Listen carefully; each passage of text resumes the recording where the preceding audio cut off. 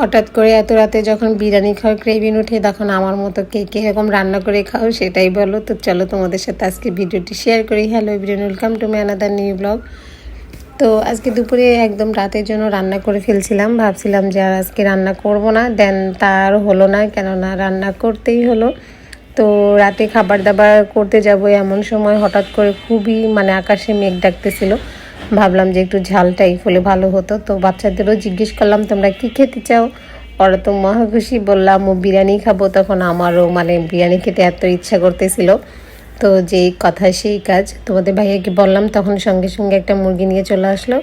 আসার পরে এক সেকেন্ডও আমরা ওয়েট করি নাই, কেননা এটা অনেক রাত হয়ে গেছে। তো তোমাদের ভাইয়া মুরগিটা কেটে আমাকে ফ্রেশ করে দিছে, দেন আমি বাকি প্রসেসগুলো কমপ্লিট করছি। যেহেতু অনেক রাত হয়ে গেছে এই কারণে সবগুলা ভিডিও ক্লিপ নিতে পারি নাই। তো এখানে সব রকমের মশলা দিছি, টমেটো দিছি, অ্যান্ড কাঁচামরিচটা ব্লেন্ড করে দিছি, বাদাম ছিল, তারপরে এখানে তেজপাতা দিলাম, স্টার মশলা দিলাম, দেন চিকেনগুলো যে ভাজছি সেই তেলগুলো আমি এখানে অ্যাড করে দিছি, দিয়ে পরিমাণ মতো লবণ দিছে। আর এই মেরিনেটের কাজটা সবসময় আমি যখন ভিডিও ক্লিপ নিই তখন তোমাদের ভাইয়াই করে, কেননা আমি ভিডিওটা করি, সে মেরিনেট করে।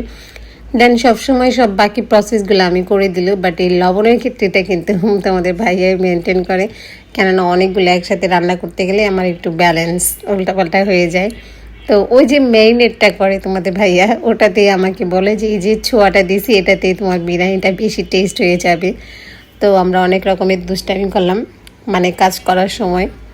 তো যাই হোক, এই পোলাও চালগুলো আমি 1 ঘন্টা ভিজিয়ে রাখছি, কেননা এটা ভিজিয়ে দেন বাকি প্রসেসগুলো কমপ্লিট করছি।